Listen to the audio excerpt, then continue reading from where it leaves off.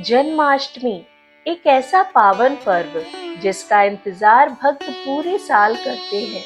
रात के 12 बजते ही घंटियों की मधुर ध्वनि, भजनों की गूंज और हर घर में कृष्ण जन्म की खुशी से भरी हवा। लेकिन इस उत्सव में एक ऐसी परंपरा है जिसे देखकर बहुत से लोग सोच में पड़ जाते हैं। आधी रात को खीरा क्यों काटा जाता है? क्या यह सिर्फ व्रत तोड़ने का एक तरीका है या इसके पीछे कोई गहरा रहस्य और भावुक कारण छुपा है? आज हम आपको उस रहस्य की गहराई तक ले जाएंगे, जहां आस्था, परंपरा और प्रेम की अनोखी कहानी छुपी है। तो आइए इस अद्भुत यात्रा की शुरुआत करते हैं। जन्माष्टमी का महत्व। जन्माष्टमी भगवान श्री कृष्ण के जन्मोत्सव का दिन। पूरे देश में इस दिन का माहौल कुछ अलग ही होता है।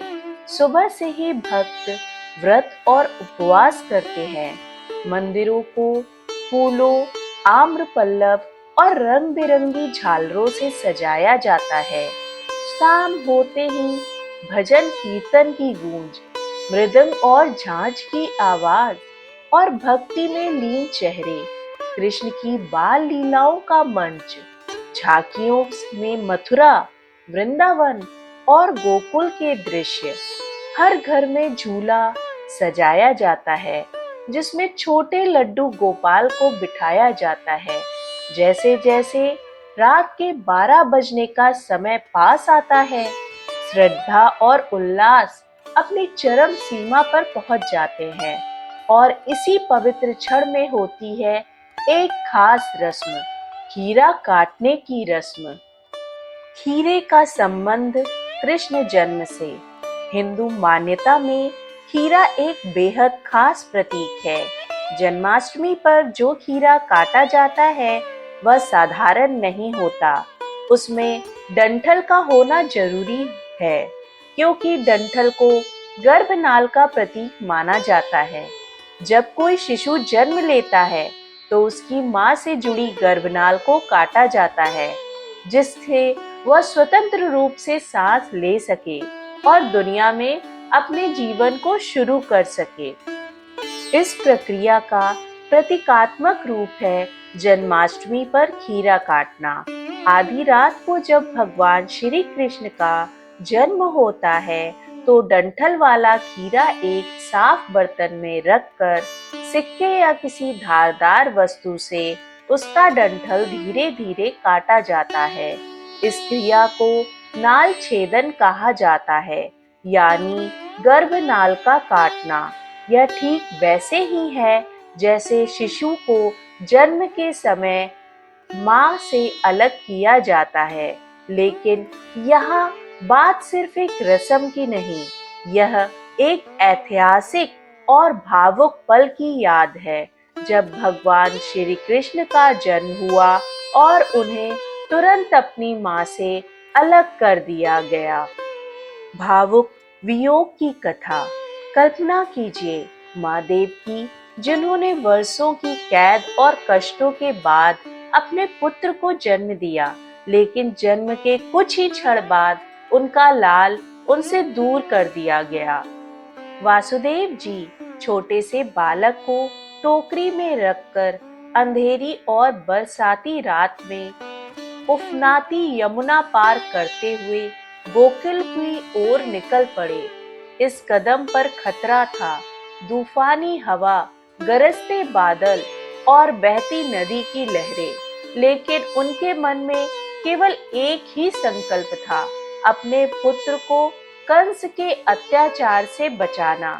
खीरा काटने की परंपरा उस पल का प्रतीक है जब माँ और बच्चे के बीच का नाता तोड़कर बच्चे को एक सुरक्षित स्थान पर भेजा गया। यह रस्म हमें याद दिलाती है कि प्रेम का असली रूप कभी-कभी त्याग में छुपा होता है। विधि और सावधानियां। खीरा काटने की रस्म बहुत ही श्रद्धा और शुद्धता के साथ की जाती है। इसके लिए कुछ नियम हैं। डंठल वाला खीरा चुनें। डंठल गर्भनाल का प्रतीक है, इसलिए बिना डंठल के खीरे का उपयोग नहीं किया जाता। काटने का समय ठीक आधी रात, जब भगवान श्री कृष्ण का जन्म होता है। काटने की विधि: खीरा को एक साफ पीतल या चांदी के बर्तन में रखें। सिक्के या चाकू से डंठल को धीरे धीरे काटें। ध्यान रखें, खीरा पूरी तरह ना कटे, बस डंठल अलग हो जाए। मूर्ति निकालना: खीरे से लड्डू गोपाल की मूर्ति बाहर निकालें, मानो यह गर्भ से बाहर आ रहे हों। इसके बाद ही जन्मोत्सव की आरती और पूजा शुरू होती है। यह सब करते समय वातावरण में भक्ति और प्रेम का भाव होना चाहिए। भाइयों और बहनों, आपने देखा कि जन्माष्टमी पर खीरा काटने की यह परंपरा कितनी गहरी भावनाओं और प्रतीक से जुड़ी हुई है। यह केवल एक रस्म नहीं, बल्कि उस क्षण की स्मृति है जब माँ देवकी को अपने शिशु कृष्ण से अलग होना पड़ा। खीरा काटने का यह संस्कार हमें यह याद दिलाता है कि जीवन में त्याग, प्रेम और आस्था कितनी महत्वपूर्ण है।